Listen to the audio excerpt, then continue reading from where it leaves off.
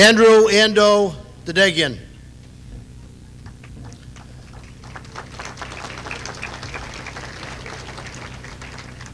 Growing up at 99 West Boylston Street, Ando, growing up at 96 West Boylston Street, he considerably older than I. Dickie Crowley and I used to watch Ando in amazement sprint up and down the street and run around, and the first really time we had to watch an athlete at work, and never really had a great understanding as young kids of 6 or 7 of what track actually meant and what all the things that Ando did. You know, we could more identify with Harold Kumjian than we could with Ando because Harold was a football player. But as we got older, we began to identify with Ando and began to know that he was one of the greatest runners ever at Watertown High School. He ran the 300, the 440, the 600. He was a high jumper, a relay performer, state championships in the 440, the 600, and the high jump, a member of the indoor and outdoor state championship teams of 1949 and 50, voted the outstanding athlete at Wilbraham Academy, winner of the National Prep 440 at the Madison Square Garden in 1951, captain of the Cornell track team, anchored their relay team to the Ivy League Championship and Penn Relay Championship for 3 consecutive years, Armenian Athlete of the Year in 1954, now a doctor at St. Luke's Hospital in New Bedford, Andrew Ando Dadagian.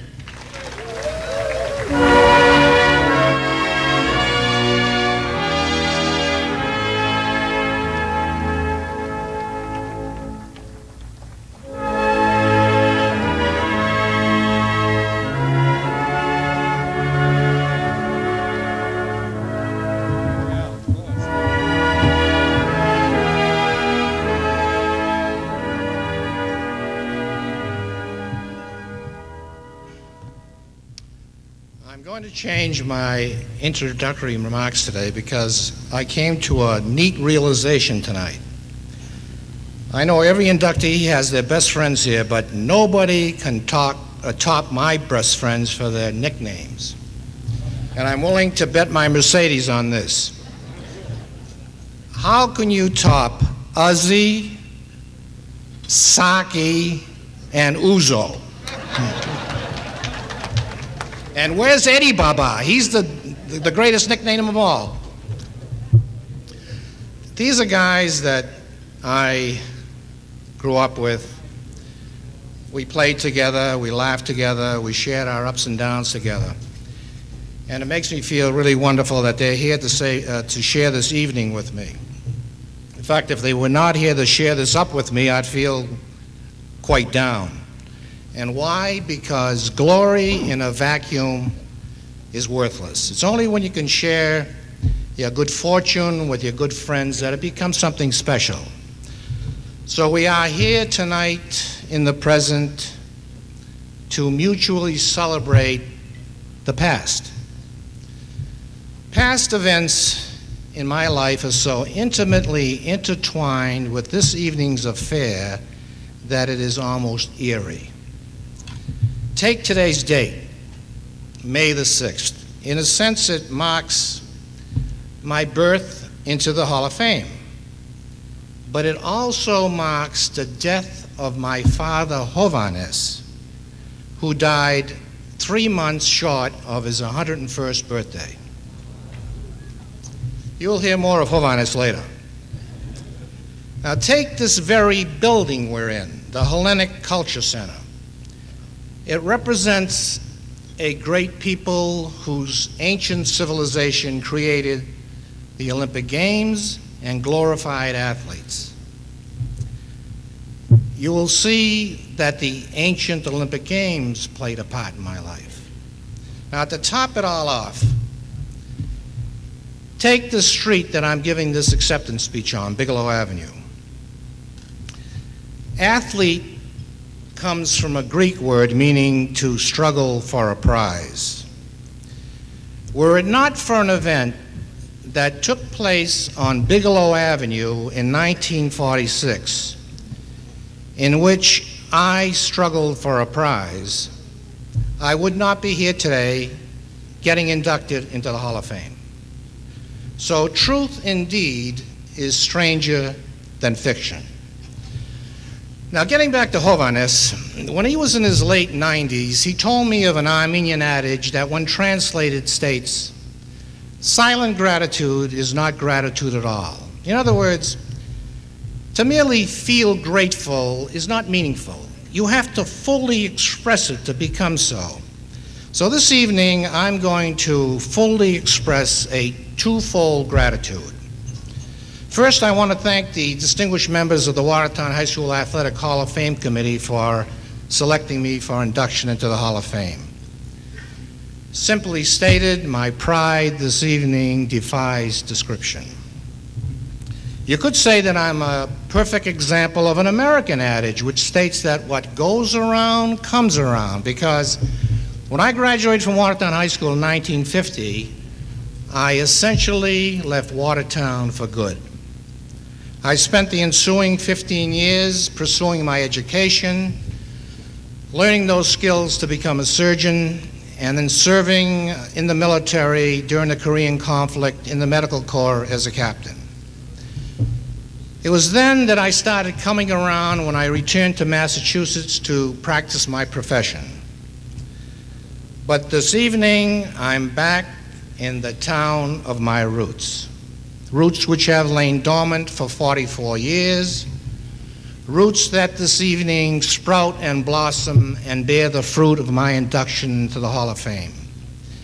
It gives me great comfort to know that when I am long gone, my name will live on my old high school's Wall of Fame, and for this I am very grateful.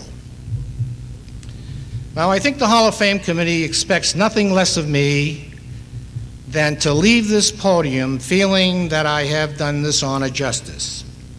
And if I am going to be at peace with my conscience, then I must pay a second gratitude to a former teacher and coach from Watertown High School who, had he not entered my life even before I got into high school, I would not be here today. Were it not for him, I would not have gone to college. And as a direct extension of that, I would not have gone to medical school, would not have met that beautiful nurse who became the most important person in my life, the love and light of my life, my wife, Barbara.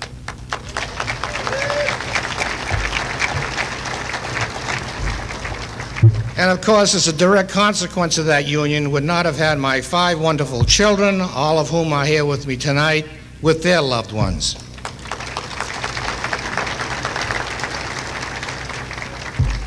Now, if I am to paint a true and complete portrait of this individual and of how he impacted on my life, I must open a chapter in my past that I have considered exquisitely personal.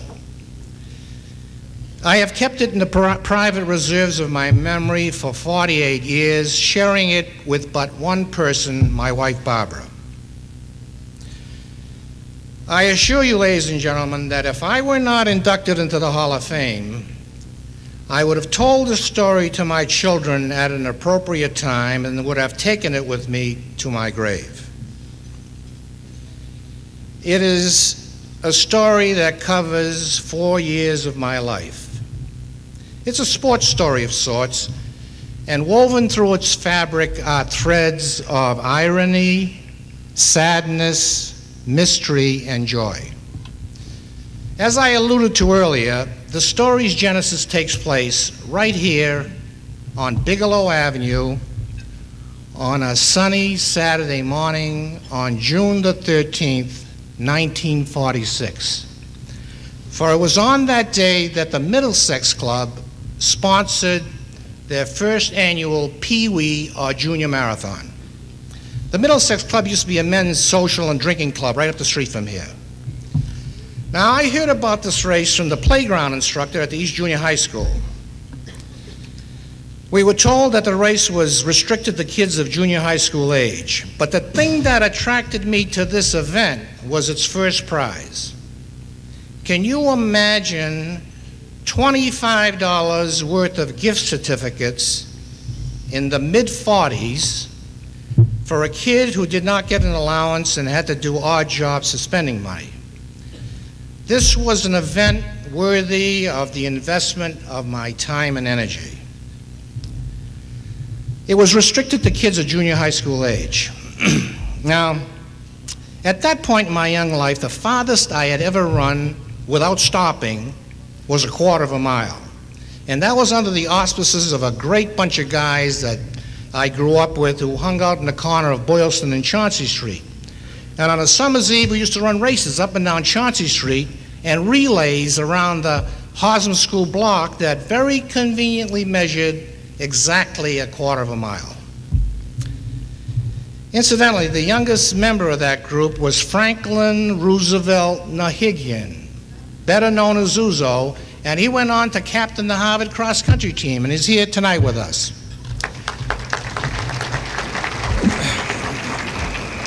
Well, anyway, some primitive impulse in my athletic soul told me that to enhance the possibilities of me winning that humongous prize, I had to train my body for it. In other words, in present-day terms, I had to train for it. But in those days, kids my age never trained to play stickball against the East Junior High wall. We didn't train to play touch football. We didn't even train to run the relay races around the Hosmer School.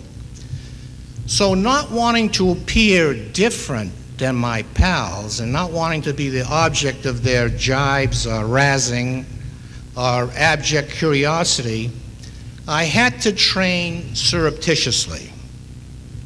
So at night, when I knew my parents were asleep, I would secretly tiptoe out of the house, carrying in hand my black canvas ankle-high Converse basketball sneakers. Once outside, I would lace them up, and I ran the loop at night around the East Junior High block, which my bicycle odometer told me measured exactly a half mile. 3 days before the big race, I had negotiated that circumference 6 times, so I knew I could run the Pee Wee Marathon without stopping. On the morning of the big race, they halted all the traffic in Watertown Square. They lined us up, and the starter gave his instructions. Don't start till you hear my gun, then follow that motorcycle. There, being revved up in front of us, was this huge Harley-Davidson motorcycle, upon which sat an equally robust, red-faced Irish cop who was smoking a cigar. I'll never forget it. Well, the starter asked the cop if he was ready. The cop took the cigar out of his mouth and said, "Yeah, sure," whereupon he fired the pistol. Well, runners on both sides of me took off like they had the wings of Mercury on their ankles. We had only gone a couple of 100 yards. I found myself bringing up the rear